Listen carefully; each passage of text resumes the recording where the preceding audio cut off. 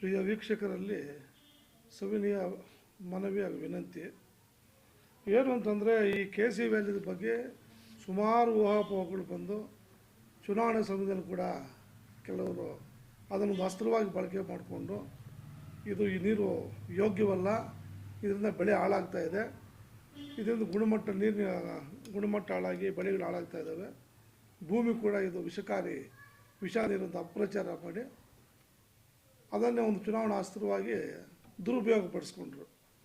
ನಮ್ಮ ರೈತರು ಕೆಲವರಿಗೆ ಇರ್ಬೋದೇನೋ ತಿಳುವಳಿಕೆ ಇಲ್ದಿರ್ತಕ್ಕಂಥವ್ರಿಗೆ ಹಂಗಿತ್ತು. ಬಟ್ ಅದರಲ್ಲಿ ಬೆಳೆ ಬೆಳೆದಂಥವ್ರಿಗೆ ಅದರ ಲಾಭ ಏನಂತ ಗೊತ್ತಾಗಿತ್ತು. ಇದಕ್ಕೆಲ್ಲ ಉತ್ತರ ನಾನು ಯಾಕೆ ಈಗ ಇದಕ್ಕೆ ಬಂದೆ ಅಂತಂದರೆ, ಈ ವಿಡಿಯೋಗೆ ಈ KC ವ್ಯಾಲಿ ನೀರಿನಿಂದಾಗುವ ಮರುಬಳಕೆ ನೀರಿನ ಬಳಕೆಯನ್ನು ನಿರ್ಣಯಿಸೋದ್ರ ಬಗ್ಗೆ ಇಂಡಿಯನ್ ಇನ್ಸ್ಟಿಟ್ಯೂಟ್ ಆಫ್ ಇವರು ವಿಜ್ಞಾನಿಗಳು, ಕೃಷಿ ವಿಜ್ಞಾನಿಗಳು ವಿಶ್ವವಿದ್ಯಾಲಯದ ಸಹಯೋಗದೊಂದಿಗೆ ಒಂದು ಅಧ್ಯಯನ ನಡೆಸಿದ್ದಾರೆ. ಈ ಅಧ್ಯಯನದಲ್ಲಿ KC ವ್ಯಾಲಿ ಯೋಜನೆಯಿಂದ ನೀರಾವರಿಗಾಗಿ ಮರುಬಳಕೆ ನೀರಿನ ಬಳಕೆಯನ್ನು ನೇರವಾಗಿ ನಿರ್ಣಯಿಸುವುದು 5 ಬೆಳೆಗಳು ತಗೊಂಡು ಅಧ್ಯಯನ ಮಾಡಿದ್ದಾರೆ ವಿಜ್ಞಾನಿಗಳು, ಕೃಷಿ ವಿಜ್ಞಾನಿಗಳು. ಟಾಟಾ ಇನ್ಸ್ಟಿಟ್ಯೂಟ್ ಅವರು ವರ್ಲ್ಡ್ ಫೇಮಸ್, ಅವರು ಟಾಟಾ ಇನ್ಸ್ಟಿಟ್ಯೂಟ್ ಅಂದರೆ ಎಲ್ರಿಗೂ ಗೊತ್ತಿರ್ತಕ್ಕಂಥದ್ದೇ. ಅವರು ವಿಜ್ಞಾನಿಗಳು ನಮ್ಮ ಬೆಂಗಳೂರು ಕೃಷಿ ವಿಶ್ವವಿದ್ಯಾಲಯ ವಿಜ್ಞಾನಿಗಳ ಸಹಯೋಗದೊಂದಿಗೆ ಒಂದು ಪರೀಕ್ಷೆ ನಡೆಸಿ KC ವ್ಯಾಲಿ ನೀರನ್ನು 5 ಬೆಳೆನ ಇದಕ್ಕೆ ತಗೊಂಡ್ರು. 5 ಬೆಳೆ ಯಾವ ತಗೊಂಡಿರ್ತಾರೆ ಅವರು ಅಧ್ಯಯನ ಮಾಡೋದಕ್ಕೆ: ಮೆಂತೆ, ಮಾರಿಗೋಲ್ಡು, ಸೌತೆಕಾಯಿ, ಟೊಮ್ಯಾಟೊ ಮತ್ತು ಬೀಟ್ರೂಟ್.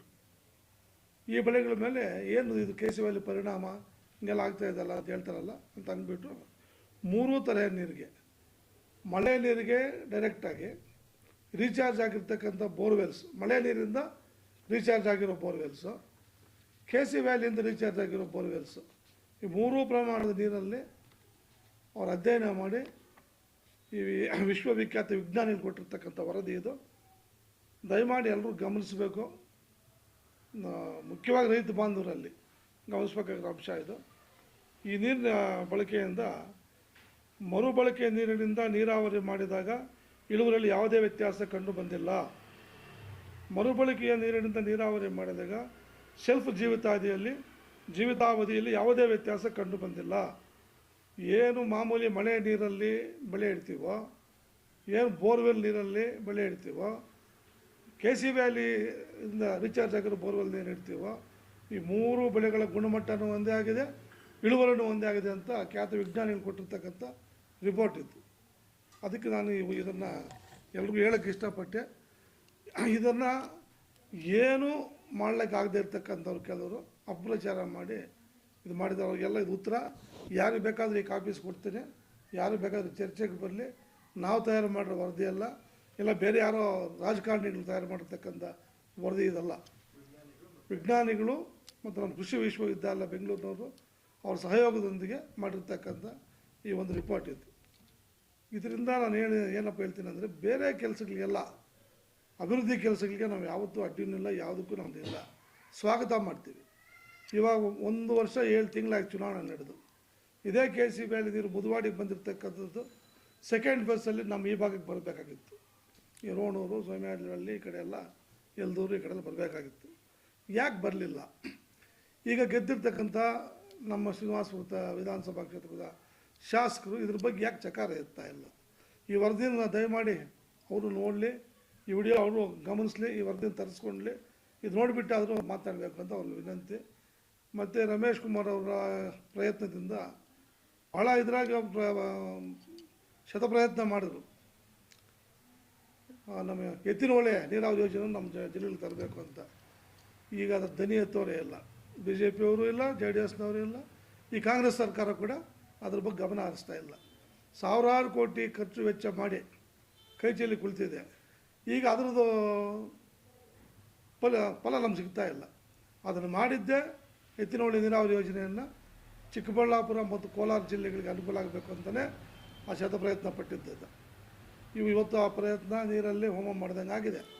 ಅದನ್ನಾದರೂ ವಿಧಾನಸಭೆಯಲ್ಲಿ ನಮ್ಮ ಶಾಸಕರು ರೈಸ್ ಮಾಡ್ಬೋದಲ್ಲ, ಹೋರಾಟ ಮಾಡ್ಬೋದಲ್ಲ. ಸರ್ಕಾರ ನಿಮ್ದು ಇಲ್ಲದೇ ಇರ್ಬೋದು, ಅದು ನಮ್ಮ ಪ್ರತಿನಿಧಿ ಅಲ್ವಾ ನೀವು? ಇಷ್ಟು ಜನರ ಮತ ಗಳಿಸಿದ್ದೀರಿ, ವಿಶ್ವಾಸ ಗಳಿಸಿದ್ದೀರಿ, ರೈತರು ನಿಮ್ಮ ಮೇಲೆ ಭರವಸೆ ಇಟ್ಟು ಕೊಟ್ಟಿದ್ದಾರೆ. ನೀವು ಯಾವುದಕ್ಕೂ ಚಕಾರ ಎತ್ತೋದಿಲ್ಲ. ರೈತರ ಬೆಳೆಗಳು ಹಾಳಾಗೋದ್ರೂ ಮಾತಾಡೋದಿಲ್ಲ. ಅದು ಕೊಚ್ಚೆ ನೀರು ಅಂದರೆ ಕೊಚ್ಚೆ ನೀರಿಗೆ ಇದು ಉತ್ತರ ಆಯಿತು. ಕೊಚ್ಚೆ ನೀರು ಒಳ್ಳೆ ನೀರಿಗೂ ಸಹ ನಿಮ್ಮದು ಪ್ರಯತ್ನ ಅಂದರೆ ನೀವು ಹೇಳ್ಬೋದು ನಮ್ಮ ಸರ್ಕಾರ ಇಲ್ಲ ಅಂತ. ನಿಮ್ಮ ಧ್ವನಿ ಎಲ್ಲಿ ವಿಧಾನಸೌಧದಲ್ಲಿ ನಮ್ಮ ನೀರಿನ ಬಗ್ಗೆ ಆಗಲಿ, ರೈತರದ್ದು ಭೂಮಿಗಳು ಹಾಳಾಗೋದು, ಅರಣ್ಯ ಭಕ್ಷಕರು ಅವ್ರು ಬಂದು ಕಿತ್ಕೊಂಡು ರೈತರನ್ನ ಹೆಂಗೆ ಪ್ರಾಣಿಗಳು ದಾಳಿ ಮಾಡ್ತಾವಲ್ಲ ವಿವೇಚನೆ ಇಲ್ಲದೆ, ಆ ಥರ ವಿವೇಚನೆ ರೈತರಾಗಿ ದಾಳಿ ಮಾಡಿ ಅರಣ್ಯಾಧಿಕಾರಿಗಳು ಸರ್ಕಾರ ಕೊಟ್ಟಿರ್ತಕ್ಕಂಥ ಭೂಮಿಯನ್ನು ಕಿತ್ಕೊಂಡ್ರು ಕೂಡ ನಮ್ಮ ಶಾಸಕರು ಚಕಾರ ಇಲ್ಲ. ನಾನು ಅವ್ರನ್ನ ಟೀಕೆ ಮಾಡೋ ಉದ್ದೇಶದಿಂದನೇ ಇದು ಮಾಡ್ತಾಯಿಲ್ಲ ವಿಡಿಯೋ. ದಯಮಾಡಿ ಇನ್ನಾದರೂ ನೀವು 1 ವರ್ಷ 7 ತಿಂಗಳು ಮುಗೀತಲ್ಲ, ಇನ್ನು ಯಾವಾಗ ನೀವು ನಮ್ಮ ಪರವಾಗಿ ಒಂದು ಧ್ವನಿ ಎತ್ತಕ್ಕಂಥದ್ದು, ರೈತರ ಬಾಳೇನು, ಅವ್ರ ಭಾವನೆ ಏನಾಗಿದೆ ಅಂತ ಇದನ್ನು ದಯಮಾಡಿ ತಾವು ಗಮನಿಸಬೇಕು. ಎಲ್ಲ ರೈತ ಬಾಂಧವರು ಇದನ್ನು ಗಮನಿಸಬೇಕಾಗಿದೆ. ಇದಕ್ಕಿಂತ ಪರಿಶುದ್ಧವಾದ ಉತ್ತರ ಇನ್ಯಾವುದೂ ಇಲ್ಲ KC ವ್ಯಾಲಿ ಬಗ್ಗೆ. ಈಗಲಾದರೂ ಅಪ್ರಚಾರ ದಯಮಾಡಿ ನಿಲ್ಲಿಸಿ. KC ವ್ಯಾಲಿ ಮರುಬಳಕೆ ಅಂದರೆ ಡೈರೆಕ್ಟಾಗಿ ಬಳಕೆ ಮಾಡೋದು ಕೂಡ ಅಲ್ಲ, ನೀವು ಬೋರ್ವೆಲ್ ರೀಚಾರ್ಜ್ ಆಗ್ತಕ್ಕಂಥದ್ದು ಎಷ್ಟೋ ಕುಟುಂಬಗಳು, ಸಾವಿರಾರು ಕುಟುಂಬಗಳು ಬದುಕುವಂಥದ್ದು. ತಾವು ದಯಮಾಡಿ ಒಳ್ಳೆ ನೀರಿಗೂ ಒಂದು ಧ್ವನಿ ಎತ್ತಿ ಹೋರಾಟ ಮಾಡಿ ಜನರನ್ನ ನೀವು ಇದು ಮಾಡ್ಕೊಳ್ಳಿ, ಜೊತೆಗೆ ತಗೊಳ್ಳಿ. ನಿಮ್ಮ ಮೇಲೆ ವಿಶ್ವಾಸ ಇಟ್ಟು ನಿಮಗೆ ಮತ ಕೊಟ್ಟಿದ್ದಾರೆ. ಮತ ತಗೊಂಡು ನೀವು ಸುಮ್ಮನೆ ಕೂತ್ಕೊಳ್ಳೋದಕ್ಕೆ ಮತ ತಗೊಂಡಿರ್ತಕ್ಕಂಥದ್ದು. ಜನಕ್ಕಾಗಿ ಏನಾದರೂ ಮಾಡಿ ದಯಮಾಡಿ ಈ ಅಪಪ್ರಚಾರ ನಿಲ್ಲಿಸಿ. KC ವ್ಯಾಲಿ ಬಗ್ಗೆ ಎತ್ತಿನ ಒಳ್ಳೆ ನೀರನ್ನು ತರಕ್ಕೆ ನೀವು ಪ್ರಯತ್ನ ಮಾಡಿ, ಅದ್ರ ಬಗ್ಗೆ ಚಕಾರ ಆದರೂ ಎತ್ತಿ ಪ್ರಶ್ನೆ ಆದರೂ ಮಾಡಿ.